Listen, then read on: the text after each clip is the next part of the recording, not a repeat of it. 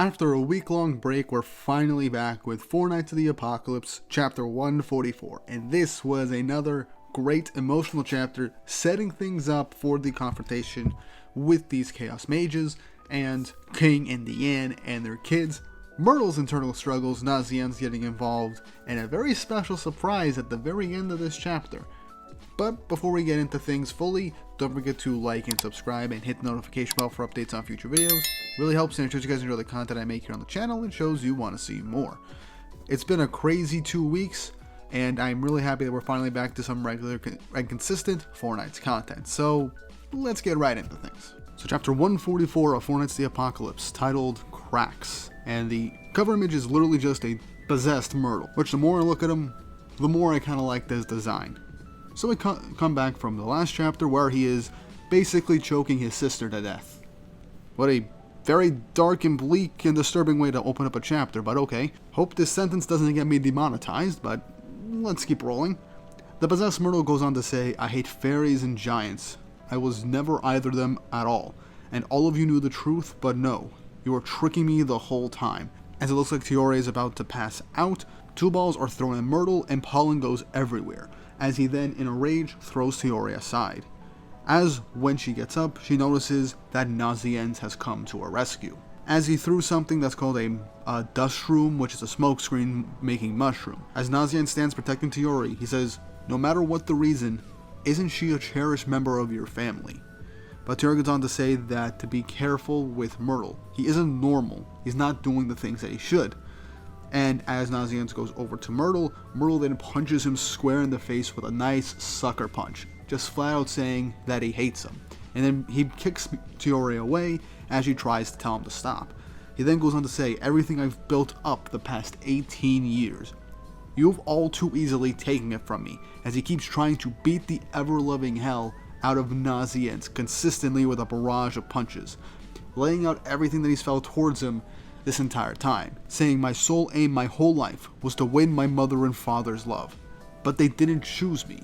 No, they picked you, some random boy from out of nowhere. How can this be allowed?" As Nazianz being beaten down, he begins to actually rationally put things together, saying that normally when Myrtle's agitated, he's never agitated like this before. And he thinks this is from some kind of herb or poison, and begins to think that maybe the pill they took earlier probably should have made him mostly immune to these things. But to be safe, Nazianz injects him with a needle similar to what he did a couple of chapters ago during their fight, as he tries to use detoxification on him. And as Myrtle bounces away, Tiore picks up Nazianz, revealing that he has no injuries, no scratches, no bruises whatsoever. He is completely fine. As Nazianz goes on to say that he actually ate grounded up Carno's antlers, boosting his physical strength and resilience, which is a nice callback to all the way back during their fight with the Dark Talismans 2 years ago when he ate the Carno's powder. It ended up giving a boost that allowed him to survive literally being hit by a poison and just being beaten to hell. So it's nice seeing something that he did post time skip being brought back to really aid him in a fight. But back to Myrtle. He then begins to throw up uncontrollably and then starts to wheeze and cough like normal, as Nazianz says that the detoxification should have cancelled out the Molin plus whatever drugs that had put him in this state. As it seems like Myrtle might be back to normal now that he's back to his usual wheezing, Nazianz goes up right to him and says, "Don't worry, the pills that you have should most likely help you with what you're going through right now," and asks if he has any. But in that instance, Myrtle grabs Nazianz's arm and pulls it behind his back, holding it there. As Myrtle says, "Why was it someone like you?" and Tiore tries to shout, telling him to stop, we hear a loud crack as he breaks Nazianz's arm. So it showcases just how strong Myrtle is physically right now in this state, as he is still under this type of possession. And even with that Carno's boost, Nazianz's bone was still able to be broken. Nazianz falls to the ground as Myrtle lets him go and begins to cough and wheeze like normal. Nazianz begins to think that perhaps this isn't some type of poison and it must be something from magic or maybe even a curse. Tiore goes on to say that this is enough and that she's not going to stand for this. And Myrtle says next is his head, and right before he does anything else, he is stopped by King's second form of Chastifoal, Guardian, and man is this one roided out grizzly bear. Honestly, I think Guardian might actually be my favorite form of Chastifoal that King has. It is legitimately just really cool looking, and I really want to see more of just this giant bear boxing literal giants at this point. But Myrtle is stopped as we see King has finally made his appearance on the scene, as Myrtle calls out to him. And in the distance, Diane and the rest of the kids end up following suit. King asks her why she brought the kids, and Diane says, well, what did you expect me to do after feeling that evil magic, as the siblings look over at Myrtle, and Nazianne's on the ground. King goes on to tell Myrtle that this is a bit too far, and it's not like him at all. After saying this, Myrtle just gets away from Guardian, as its real King wasn't really holding him back, he was just hovering over him to try and keep him from doing anything he'd regret. But Myrtle has a very heartbreaking smile and goes on to say, what do you mean, not like me? Would you prefer I shut up and keep pandering to mommy and daddy instead? As this is really concerned to King and Diane, as the siblings are wondering what's going on right now, as he keeps on saying, or keep pretending to be all strong in front of my siblings. As now all these bottled up feelings are beginning to pour out, as E is just crying uncontrollably while he's possessed, as he says, or be racked with anxiety, only to be told I was a changeling all along, and be forced to live in fear of being kicked out of this world for good. As Diane is starting to tear up saying, I'm sorry, I had no idea you were feeling this way. But in that instance, Myrtle's thoughts begin to leak out, and I believe King and Sixtus begin to hear it. That's not what I'm trying to say. I don't want to do any of this. I don't want to make you too sad. As the black box, which is the Chaos Mage, obviously says, what are you doing? Keep it up. Now, I honestly thought this was going to be Sixtus hearing it, but I guess King can full on just hear people's thoughts now a bit more if he tries. I think I'm just bad remembering King being able to do that. But King motions his hands and then gets Guardian to grab Myrtle and hold him in the air. The kids are trying to tell him to stop, asking what he's going to do to Myrtle. And King motions his hands again and gets Chastityful ready with a barrage of magic-infused punches, as he then lunges them, not at Myrtle, but to the black spot beneath. And a bunch of shadowy figures hop out of it before Guardian lands the punch, landing a huge blow onto the ground, shocking everyone there as they wonder who has entered the fairy realm. King goes on to say, you're the ones controlling Myrtle, right? Lurking in my son's shadow to try intruding into our realm. No wonder our spirit sphere allowed you to get in. So this actually confirms something which I wasn't entirely sure of, so which is why I never mentioned it. But the gateway to this fairy realm does look a lot like King's first form Chastityful. So perhaps this ends up being a whole new alteration that allows people in and out access to the fairy realm in a different location.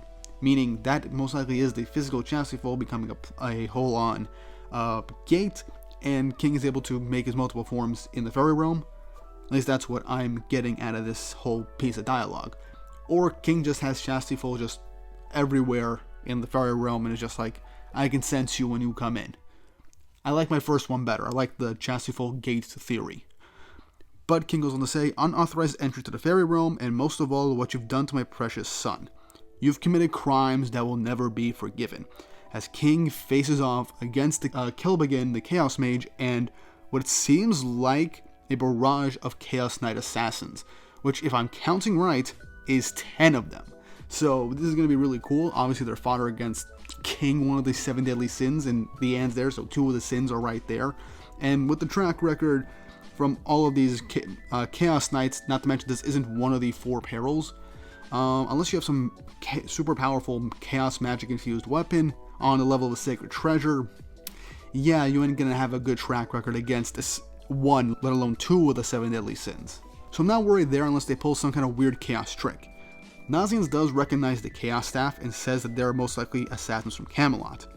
Teori tries to keep him still so his arm can just not break anymore because it's completely shattered. But then we get this panel off on the side with these little white bubbles appearing.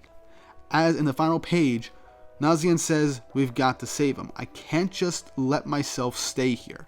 As Teori looks up behind Nazian's, as a little mini Percival bubble is looking over him, ending the chapter. So, does this mean Percival is actually going to make his way back in this arc?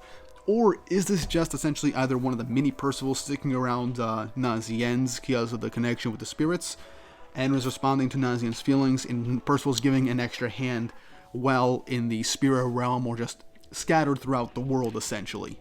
Who knows? But this was an intense chapter. The family drama is being fully laid out on the table. King now knows all of Myrtle's insecurities, and so does Diane. But Myrtle isn't fully complicit with what's going on. He's being controlled, and it's just all of his negative emotions are bubbling up and being spewed out to mess with his parents and his family.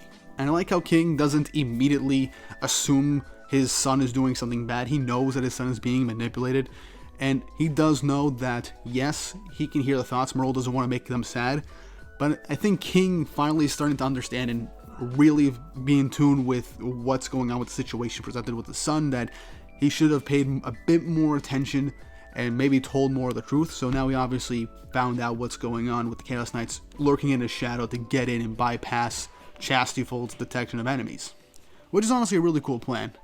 And I'm still 100% sold on the Chastity Fold as the actual gate that we saw a couple of chapters ago, allowing them to enter and exit the fairy realm. And now we got King facing off against Kilbegin and 10 other Chaos Knights or mages. And I'm very curious to see what's going to happen, because I would love another Sin beatdown of an enemy, because we had Bond opening up the time skip with a beatdown of Ironside, one of the 4 top bad guys. And then later on, Gothar got one shot essentially by another character from the 4 Perils. Pelgar's pretty strong, but we haven't seen him face off against a Sin, just maneuver around Gothar to an extent. And right now we got 2 Sins against a bunch of nameless mages / knights and one twin-headed lizard guy with magic power. So obviously things are going to be pretty good, but since they have a Chaos Staff, Chaos Beast most likely going to be a thing. And if my money's right, Myrtle's going to be the core of it at some point, which will make things a lot more one-sided against King in the end, because they're not going to want to hurt their son. But Percival's mini Percival showing up. I don't think this is actually Percival. I think Nakaba is just going to tease us with the potential of Percival's return for a little bit. Maybe have him help his friends out a little bit along the way, since Nazianz has been with Percival's body for so long, hoping for Percival to come back and really trying to be in tune with the spirits. I do think this is Percival's way of saying, I can't come back right now, or just yet, or I still don't know if I can come back. But he does want to at least help Nazianz out in this one instance, which I would like. And I do hope we lay off Percival coming back for a little bit longer. But if he comes back, at least in a temporary capacity with this arc, I wouldn't be too mad about it. Though, it still would be a lot better if he stayed gone for a little bit. It hasn't even been a full 20 chapters since his death, so I'll take it or leave it.